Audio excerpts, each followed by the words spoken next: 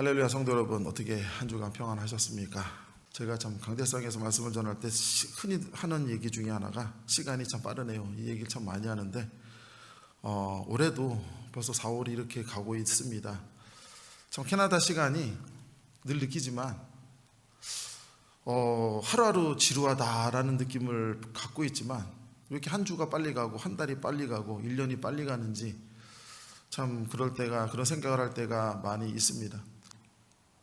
우리가 처해 있는 상황이라고 하는 것이 또 무엇인가에 대해서 우리가 사실 골몰하게 생각할 때가 좀 있지요. 또 언제까지 내가 참고 있어야 되는가 라고 생각하는 분들도 있을 것이고, 지금 이 생활하는 삶 가운데 속에 바라보면서 또 기쁨의 마음을 또 갖는 분도 있을 거고, 또 이 삶 속에서 그동안 보지 못했던 또 이 감사의 은혜가, 하나님의 감사의 은혜를 느끼는 분도 있죠. 그러나 또 안타까운 모습 중에 하나가 또 돌아보니 인생이라는 게 참 그렇습니다. 원망도 있고 괴로움만 또 남는 경우도 있을 수가 있습니다. 오늘 말씀은 제가 속담의 이야기를 가지고 한번 시작을 한번 해보지요. 오늘 말씀의 제목부터가 콩 한 조각의 풍성함이라는 제목이다 보니까 우리가 속담이 쉽게 생각하실 것 같아요. 옛말에 보게 되면 한 조각의 콩이라도 나눠 먹는다라고 하는 속담이 있지요. 왜 콩알도 아니고 왜 한 조각의 콩일까를 생각해 보게 되면, 아무래도 우리 선인들이 이야기했던 거 보게 되면 이 한 조각, 콩 한 조각이라고 하는 상황을 한번 보게 되면 사람이 놓일 수 있는 가장 극단적일 정도로 비천한 상황, 극빈할 정도로 어려운 상황이 아닐까라고 하는 생각을 한번 해보거든요. 얼마나 가난했는지 자신의 것이 한 개의 콩조차도 가진 게 없다고 하니, 우리가 보면 이런 삶이라고 하는 건 우리가 상상할 수도 없는 어려운 삶이라는 생각이 듭니다. 그런데 이러한 가난함을 한번 바라보게 되면 이러한 빈곤 속에서는 희망이 없지요. 희망이 있을 수가 없습니다. 왜? 너무나도 가난하고 어렵기 때문에 미래가 보이지 않습니다. 현재의 어려움이 언제 끝날는지 알 수가 없지요. 보이는 현실을 바라보면 늘 답답합니다. 이런 상황을 사람이 목도하게 되면 결국은 공동체가 어떠한 모습이든지 간에 책임이 누구에게 있는지를 따질 수밖에 없습니다. 그것이 기업이 되었든 나라가 되었든 가정이 되었든 하다못해 교회가 되었든 이것을 피할 수 없는 문제들이지요. 도대체 누구에게 책임이 있고 누구에게 이런 문제가 있는가, 끊임없는 갈등을 만들어내고 그것들이 공동체의 공동 구성원들끼리 서로 다툼 속에서 절망에 이르게 되지요. 가정도 마찬가지라고 볼 수가 있지 않겠습니까? 그런데 여기에 새로운 전환점이 있습니다. 우리에게 새로운 발상의 전환을 가져오는 것이죠. 콩 한 개를 나누는 것이 아니라 자그마치 놀랍게도 우리 선인들은 말하기를 한 조각의 콩을 나누자라고 이야기하고 있거든요. 사실 콩 한 개라고 한다면 사람이 생각을 할 때 한 알의 콩을 바라보게 되면 그것이 과연 누구 것일까? 마지막 남은 콩 한 알의 소유가 누구 건지에 대해 생각할 수가 있지만, 한 조각이라고 말을 하게 되면 더 이상 나눠줄 수 있는 조각들이 없습니다. 어찌 보게 되면 이 이야기 속에서는 사람이 가질 수 있는 소유의 최소한의 단위를 넘어선 더 이상 생각할 수 없는 정도의 가장 결핍된 상황들을 이 한 조각의 콩이라고 하는 것이 담고 있거든요. 그런데 이 속담은 놀라운 말로 나가죠. 뭐로 나갑니까? 바로 나눔이라는 이야기입니다. 한 조각의 콩이라도 나누자라는 얘기죠. 이 나눔에 대한 화두를 우리에게 던지거든요. 우리 이런 생각을 하게 되죠. 도대체 왜 이게 가능할까? 우리의 인생 가운데 속에서 한 조각의 콩이라고 하는 것이 그냥 이야기 속에, 물론 이게 속담 속의 이야기는 서로 어려움도 맞들면 낫고 힘든 것도 서로 함께하면 되고 나눔에 대한 이야기를 한다 수도 있지만, 우리는 본질적으로 생각을 했을 때 과연 우리는 이러한 한 조각조차 나눌 수 있는 삶이라는 게 과연 우리가 가능할까? 라고 하는 거거든요. 그런데 사람들은 이 이야기를 듣게 되면 주목하는 것이 있지요. 바로 무엇일까요? 바로 콩이라고 하는 형상이죠. 사람들은 다 생각합니다. 콩 하나, 그것도 조각. 그렇게 되면 어떤 생각을 할까요? 더 이상 어떻게 나누지? 이런 생각을 하면서 무엇을 바라볼까요? 실체를 바라보지요. 그러나 사실 여기서 나누는 건 콩을 나누는 게 아니죠. 무엇을 나누는 겁니까? 사랑을 나누는 겁니다. 사실은 여기 나눔이라고 하는 건 단순히 콩조각을 의미하는 게 아니라 사람들이 갖고 있는 사랑을 나눈다는 것이죠. 그렇다고 한다면 이 나눔이라고 하는 것 속에서는 무엇이 사라져버리기 시작하냐면 그전까지 다투었던 갈등이 사라집니다. 누가 잘못했고 누구의 원인이고 누가 문제가 돼서 우리가 곤란하고 괴로운지 이와 같은 것들이 사라지면서 원망이 사라지죠. 그리고 존재하는 것은 무엇이 존재할까요? 이런 게 존재하죠. 내가 너무나도 극도로 배고프니, 내가 너무나도 배고파 보니 나만 힘들고 배고픈 것이 아니라 나와 마찬가지로 다른 구성원들도 나와 똑같이 배고파하겠구나 라고 하는, 어찌 보게 되면 너무나도 당연한 동질적인 이야기지만 깨달음으로 다가오기도 한다는 겁니다. 무슨 얘기일까요? 사실 이 아무것도 아닌 것처럼 보이는 말씀, 그 이야기 속에는 누군가에 대한 사랑만 포함되는 게 아니죠. 그 마음속에 무엇이 있을까요? 자연스럽게 다른 사람들을 돌아볼 수 있는 돌아봄의 마음이 담긴다라고 하는 것입니다. 오늘 우리가 생각을 한번 해보려고 하는 것은 바로 무엇이냐면요, 이 아무것도 아닌 속담 같은 이야기 속에서도 선인들의 지혜가 담겨 있지요. 그들의 아픔이 또 담겨 있습니다. 그들이 이야기하는 것은 무엇일까요? 돌아보는 마음이 사랑이고 우리에게 사랑의 마음이 그만큼 크다라는 것이죠. 옛날 이야기를 제가 어렸을 적에 한번 제 부모님부터 들어보게 되며, 지금은 다 고인이시지만 가난하고 힘들었을 때 이야기를 하십니다. 그렇게 이야기하게 되면 사람들은 서로 너무나도 가난하고 힘들다 보니까, 그야말로 미래가 서로 보이지 않다 보니까 오히려 서로 돕고 격려하면서 그렇게 옛날에 살았다고 하죠. 우리 많이 듣지 않았습니까? 그들이 정말로 가난한 시절에 보게 되면 우리는 그런 거 기억이 있지 않습니까? 한 가정에 작은 잔치가 일어나면 어떻게 됩니까? 동네 잔치가 되죠. 바로 무엇일까요? 내가 힘들고 가난하기 때문에 다른 사람의 가난함과 아픔도 보인다라는 것이죠. 바로 우리가 여기서 이야기하는 건 무엇일까요? 사랑이라고 하는 것은 그들이 가지고 있는 소유에 달린 것이 아니라 그것이 어떻게 우리에게 나타나고 베풀어지는가라고 하는 거거든요. 오늘날 우리의 삶을 바라보게 되면서 사실 많은 생각을 한번 해봅니다. 왜 오늘날 우리가 그리스도를 믿고 주님을 믿고 하나님을 찬양하고 그렇게 하면서 왜 과거처럼 그 우리의 부모님들 혹은 그 부모님들보다 더 지식이 많고 우리 더 똑똑하지 않습니까? 요즘 얼마나 똑똑합니까?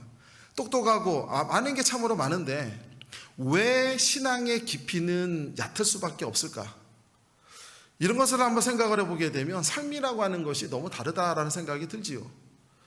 오늘날 우리가 살아가는 이 세상에 대한 이야기를 할 때 제가 한 사람의 이야기를 한번 해보면, 그분은 영국의 경제학자였던 케인즈의 이야기입니다. 그가 이야기했던 아주 유명한 명언이 하나 있죠. 풍요 속의 빈곤이라고 하는 이야기입니다. 사실 이 이야기는 경제공황이 왔었을 때 그것에 대한 진단으로 나온 이야기지만 오늘날에 와서는 이미 경제적으로나 사회적으로나 심리적으로 우리가 살아가고 있는 이 세상을 가장 잘 대변해주고 있는 하나의 명언 가운데 하나가 바로 이 풍요 속의 빈곤이라는 이야기입니다.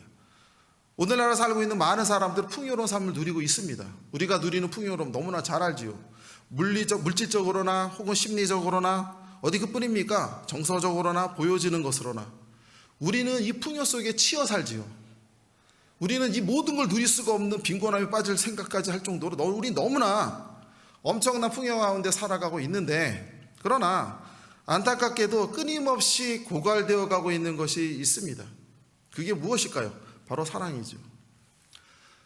오늘을 살아가고 있는 우리들은 과거의 사람들이 풍성했던 사랑은 바닥을 드러내고 있고, 과거에는 좀 부족했던 이 물질적인 가치라든가 이런 것들은 풍요롭습니다. 어찌 보게 되면 오늘날의 많은 사람들이 삶을 이해할 때 이러한 정서적으로 이해하지 못하고 사실은 소유의 개념으로 이해를 하고 있지요. 지금은 많은 사람들이 행복과 사랑도 소유로 이해하죠. 그러다 보니 내게 받아들여지고 있는 사랑의 가치가 얼마나 크냐에 따라서 그 사람의 마음을 대신하기도 하는 세상이 되어버리지 않았습니까? 우리는 바로 이러한 세상에 살고 있습니다. 모든 것의 가치가 눈에 보여야 되고요, 풍성해야 되고 그야말로 가격적으로도 높아야 되죠. 물질적으로 높을수면 높을수록 그것은 그만한 값어치가 있는 세상이 되어버렸다는 겁니다. 이런 세상에 우리가 살아가고 있고 자연스럽게 그렇게 우리는 끊임없이 주입되다 보니까 세상을 바라보는 눈이나 하다못해 우리가 그리스도교를 믿으면서 주님을 바라보고 십자가를 바라보고 부활을 바라보고 주님의 말씀을 보고 찬양을 하면서 우리들의 마음속에 자리 잡고 있는 이 삶에 대한 가치가 나도 모르는 사이에 우리는 변질되어 가고 있다라고 하는 이야기거든요. 여기에서 우리에게 주님께서 주시는 교훈이 우리는 있다라는 생각을 한번 해봅니다.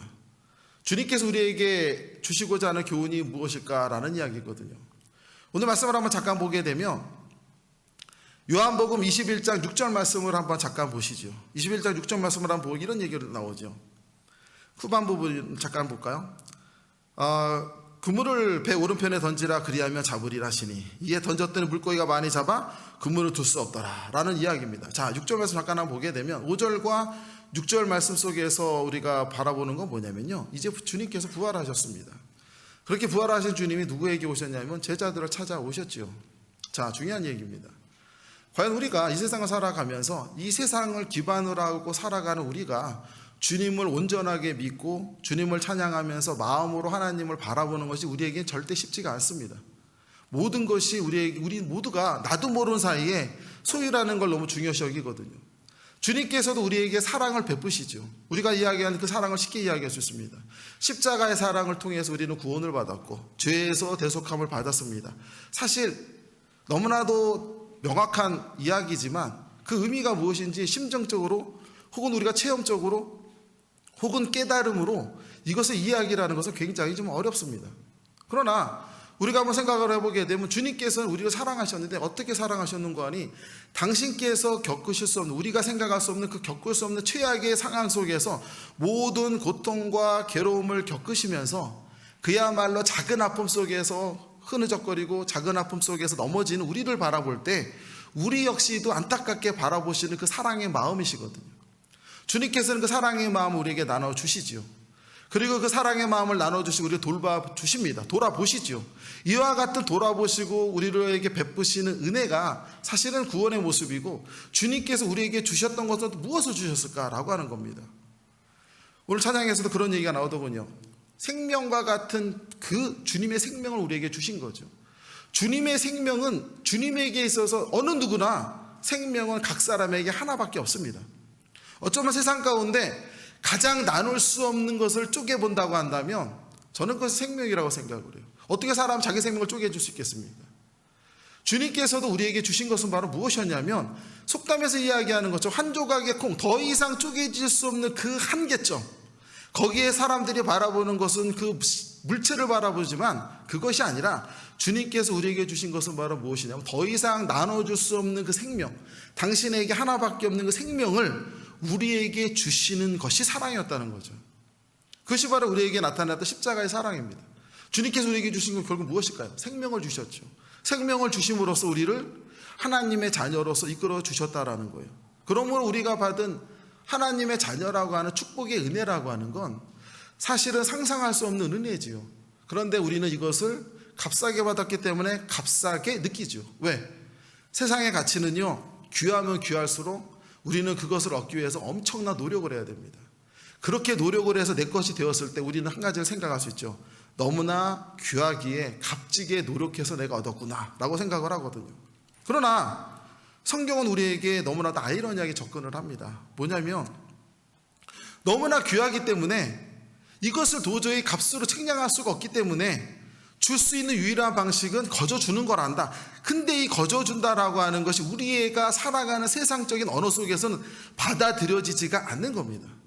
우리는 주었기 때문에 받아야 되고 받았기 때문에 주어야 되는 세상을 사는데 그냥 주셨다고 하니 이걸 도대체 어떻게 가치를 측정할 수가 있을까요? 우리가 세상을 살아가면서 거저받는 거는 값어치가 없는 겁니다. 이것이 삶의 이야기죠. 그러므로 우리는 알든 모르듯 사실 신앙생활을 하는 저를 포함해서 저도 자유롭지 않습니다. 저를 포함해서 너무나 많은 사람들이 주님께서 주신 생명의 은혜를 안타깝게도 얼마나 값진 것인지를 잘 모르고 사는 게 모두의 삶이 아닐까라고 하는 생각이 들거든요. 그런데 주님께서도 이러한 우리들의 모습을 그대로 받아들이시고 사랑하셨기에 왜? 그냥 내버려 두시면 우리에게는 길이 없을 수도 있죠. 깨달을 수가 없고 알 수가 없으니 이미 이런 것을 깨닫고 안다고 한다면 이미 주님이 오시는 세상이 전개되지도 않았지 않았겠습니까? 그러나 안타깝게도 우리는 그런 것을 깨달을 수가 없습니다. 그래서 오늘 성경에서 우리에게 또 이야기하는 것이 있죠. 바로 무엇입니까? 실망하고 있는 우리들, 실망하고 있는 제자들에게 주님께서 찾아오시죠. 그 자리는 어떤 자리일까요? 그 작은 생명, 하나밖에 없는 생명도 다 나누어서 주셨던 그 주님이 찾아오셨던 자리는 바로 무엇이냐면요, 바로 결핍이 존재하는 바로 그 자리죠. 주님께서 찾아왔던 자리는 바로 그 자리입니다. 예수님이 제자를 찾아가셨죠. 그 제자들은 어떤 모습이었을까요? 십자가에 달리신 주님을 바라보며 다 도망갑니다. 우리도 인생을 살아가면서 삶의 자리 가운데 속에서 늘 주님을 부정하고 부인하고 살아가는 인생이 차를 많지요. 왜 그렇습니까? 내 인생이 결핍되었기 때문에 그렇죠. 우리의 삶이 늘 결핍으로 시달리다 보니까 우리도 주님을 늘 바라보는 마음이 온전하지가 못합니다. 주님께서는 어느 곳을 찾아오시는 거 아니 이와 같은 결핍의 자리에 주님께서는 찾아오십니다. 왜 결핍일까요? 우리 삶은 어떤 때는 인정받고 싶은 모습이 있으나 그러지 못한 내 자신이 있죠. 그러다 보니 자기 자신을 비하하기도 하고 연민을 갖기도 합니다. 최선을 다하지만 삶은 늘 결핍으로 끝나는 인생이에요. 주님을 믿는다고 하고 나아가는데 왜 그렇게 신뢰되지 못하는 상황들이 이렇게 놓이게 되는지, 그러한 삶의 현실 속에서 좌절하는 내 모습을 바라보게 되면서 신앙 없음에 괴롭고 또 한편으로는 변하지 않는 삶에 대해서 괴롭습니다. 도대체 어떻게 해야 되고 어떻게 나아가야 되는 것이 바람직한 삶인지 도저히 알 수가 없어요. 살아가야 될 미래적 삶이라고 하는 게 주님을 믿고 의지하면 좀 풀릴 것 같은데 두렵기도 매일 반이고 불안하기도 매일 반이에요. 누가 그랬을까요? 오늘 본문 속에 등장하는 요한복음 21편 5절에 나타나는 바로 제자들의 모습이 그랬다라는 겁니다. 우리도 그랬겠죠. 5절 맞춰 가나 볼까요? 예수님께서 그들에게 다가오십니다. 그리고 질문을 하나 하시죠. 너희에게 고기가 있느냐? 대답하시되 뭐라 얘기한다고요? 없나이다. 참 리얼한 표현 아닙니까? 어부들이 제일 잘하는 게 고기를 잡는 거일 텐데 그들이 고기가 한 마리도 없답니다. 자, 그들은 삶의 이야기를 그대로 드러내고 있죠. 우리들의 모습도 그럴 수도 있습니다. 그들의 자리가 어떤 자리였냐면 완전한 결핍된 자리였어요. 그들은 실망으로 가득한 사람들이었습니다. 주님을 따랐어요. 그들은 자신이 이루지 못하는 삶에 대한 가치와 목적을 주님에게 투영하면서 그걸 통해서 자기 것을 이루고자 했던 마음도 있었으나 모든 게 이제 실패로 끝났어요. 실망만이 남았어요. 한편 더 생각해 보니 억울하기도 합니다. 왜? 내가 주님을 쫓아다니는 그 시간에 차라리 딴 거라도 왔으면 내가 좀 더 나았을 텐데 지금 현재 놓여있는 걸 바라보게 되니까 보이는 게 하나 없어요. 바로 이 자리가 바로 누구의 자리입니까? 제자들의 모습이고 제자들이 놓여있는 삶의 자리였던 것이죠. 우리의 자리는 어떻습니까? 주님으로부터 기대한 것이 있습니다. 그런데 돌이켜보니까 얻은 것보다는 잃은 게 더 많은 것 같아요. 요즘 삶을 살아보면 얼마나 그렇습니까? 끊임없이 손해보는 게 인생인 것을 요즘에 와서 더 깨달아요. 그러다 보니 미래가 더 두렵기도 하죠. 성도 여러분, 혹시 이러지 않습니까? 우리가 살아가는 삶이라고 하는 게 우리를 늘 흔들 수도 있다는 거거든요. 오늘 본문 속에서 등장하고 있는 고기 한 마리 잡지 못한 그 제자들의 모습이 어쩌면 오늘날 살아가고 있는 사람들의 모습이라는 거죠. 많은 사람들을 생각할 때 가진 것이 많은 자들은 그만큼 풍요 속에서 생활한다고 생각할 수 있지만 어쩌면 그들 역시도 보이는 풍요로움은 있을런지 모르겠지만 그들이 갖고 있는 정서적으로나 안으로 갖고 있는 품고 있는 그 사랑의 마음으로서 풍요로움은 없을 수도 있다는 거거든요. 늘 외로움에 시달리고 고독감에 시달리고 절망감에 시달릴 수도 있다는 거예요. 그러므로 우리가 생각하는 풍요로움이라는 게 도대체 무엇일까라고 하는 겁니다. 주님에게서는 우리에게 풍요로움을 주신다고 성경은 분명하게 이야기하고 있거든요. 오늘도 본문을 한번 보니 참으로도 재미난 표현이 나옵니다. 바로 고기 한 마리라는 고기가 등장하지 않습니까? 주님께서 오른편으로 던지라 했더니 던졌더니 고기가 많이 잡혔대요. 얼마나 잡혔는지 끌어낼 수가 없다라고 이야기하죠. 도대체 고기가 뭘까라는 겁니다. 어떤 이는 고기를 볼 때 물질로 볼 수도 있겠죠. 물질이 풍성한 사람은 고기를 볼 때 자기가 갈급하게 소외된 걸 봅니다. 나는 사랑이 부족하고 외롭고 쓸쓸한 인생을 살아가면서 누군가에게 사랑받고 누구 인정받기를 바라는 사람들이 있을 수 있죠. 그에게는 고기는 바로 사람에 대한 사랑일 수도 있어요. 그러므로 우리가 말씀을 보고 다가설 때 우리는 이것을 갖다 가치를 그저 소유나 보이는 것으로 바라봐서는 안 되고 좀 더 본질적으로 다가가야 된다라고 하는 것입니다. 성도 여러분, 어떤 것일까요? 주님께서 우리에게 말씀하시는 부분들이 있죠. 주님께서는 우리에게 주시고자 하는 사랑의 모습들이 있거든요. 우리에게 주시는 그 사랑이 무엇이냐라는 거예요. 이것은 바로 풍성함으로 나갈 수가 있습니다. 우리가 삶의 본질을 좀 깨닫는다고 한다면 제자들이나 우리들이나 하나님의 놀라운 풍성한 은혜 가운데 늘 머물러 있거든요. 그런데 이게 값없이 주어졌기 때문에 값 있는 거를 모른다라는 거예요. 오늘도 주님께서는 제자들을 찾아오셨지요. 이 모습은 낯익은 모습이에요.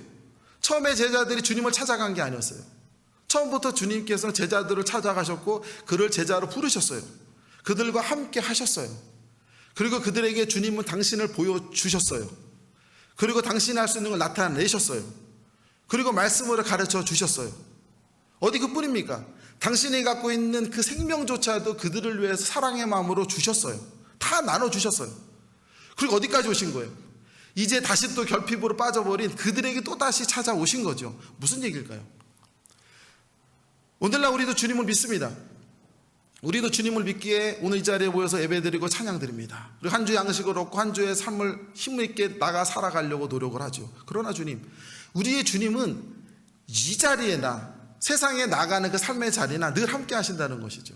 우리가 오해해서는 안 되는 건 마치 예배드리러 와서 예배드리고 함께 할 때는 마음이 뜨겁고 하나님 함께함을 느꼈는데 세상을 가보니 세상에서는 하나님 함께함을 느끼지 못했다. 이건 반쪽짜리 믿음이죠.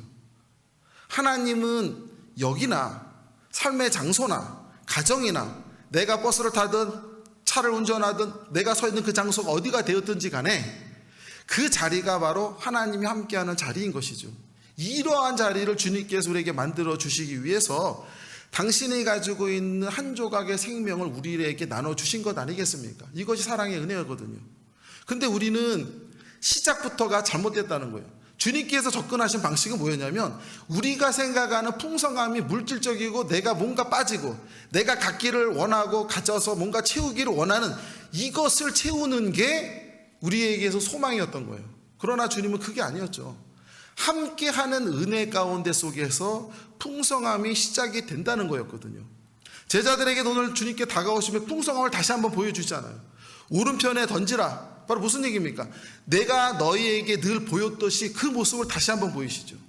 다시 한번 던지게 하시고 무엇을 얻게 합니까? 수확을 얻게 합니다. 그들은 결국은 주님과 함께 있었을 때 그들의 삶은 풍성함으로 채워졌던 것이거든요. 이것이 바로 성경에서 말하는 우리에 대한 풍성함 아니겠습니까? 시편 말씀 잠깐 한번 볼까요? 시편 37편 11절 말씀을 보게 이런 말씀이 나옵니다. 그러나 온유한 자들은 땅을 차지하며 풍성한 화평으로 즐거워하리로다. 이 말씀을 잠깐 한번 보게 되면요. 자, 온유한 자들은 땅을 차지한다고 이야기하는 그 앞절에 뭐라고 나오냐면 그러나라는 단어가 나왔거든요.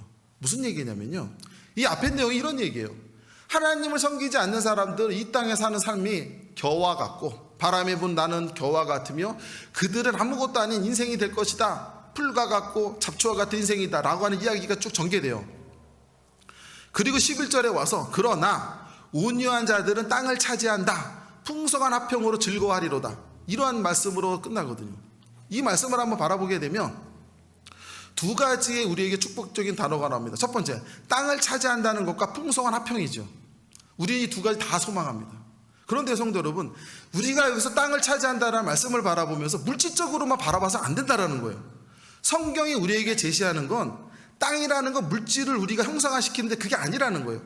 왜 그러냐면 이스라엘 민족은 사실 50년마다 한 희년이라는 게 있습니다. 희년이 되면 무슨 일이 있냐면 내가 갖고 있는 소유물 중에서 남의 것을 가지고 온 것들을 다 돌려주게 되어 있어요. 내가 재산이 없어서 혹은 내가 삶이 실패해서 남에게 종이 된 사람도 희년이 되게 되면 모두가 다 풀어납니다. 남의 것을 받은 사람도 갚지 못했을지라 다 돌려주게 되어 있어요. 왜 그럴까요? 하나님께서는 이 땅의 모든 소유물이 하나님 거예요. 그러므로 사람에게 똑같이 나누어졌는데 그들이 지혜롭거나 비도덕적이거나 여러 가지 삶의 모습으로 인해서 소유가 바뀌어졌을지라도 때가 되면 하나님은 돌리신다는 거거든요. 그러므로 땅을 차지한다라고 하는 축복의 말씀은 내가 그만큼 땅이 넓어져서 거대한 거부가 된다 이렇게 나가서는 안 된다라는 거예요. 여기서 말씀하시는 말씀의 의미라고 하는 것은 하나님을 온전히 섬기는 자, 주님 앞에 자신의 무릎을 꿇는 자, 인생이라고 하는 것이 내 뜻대로 되지 않음을 안아서 주님을 자랑하는 자, 주님께 나와서 자신의 삶을 맡기는 자, 이와 같이 하나님과 함께하기를 소망하는 사람들에게 바로 그들에게 놓이는 게 바로 무엇이라는 얘기입니까? 그들은 이 땅의 삶도 평안할 뿐만 아니라 하나님의 풍성한 축복의 평강을 누린다라는 거거든요. 이것이 바로 축복의 말씀의 이야기였던 거예요. 오늘날 우리에게도 돌아오게 된 뭐냐면요, 우리가 축복에 대한 말씀을 바라볼 때 너무나 소유에만 머물러 있다 보니까, 그저 갖는 것에만 머물러 있다 보니까 가짐으로써 잃어버리는 것이 있다는 걸 몰라요. 우리가 많은 걸 갖는다고 그 사람에게 행복이 주어지는 건 아니거든요. 왜? 갖는다는 건 보이는 거지만 행복은 보이지 않는 가치예요. 이것이 모두가 다 하나님이 가진 자가 행복까지 누릴 수 있다고 한다면 인생은 불공평한 것 아니겠습니까? 어찌 인생이 공평합니까? 하나님께서 우리에게 분명하게 말씀하시죠.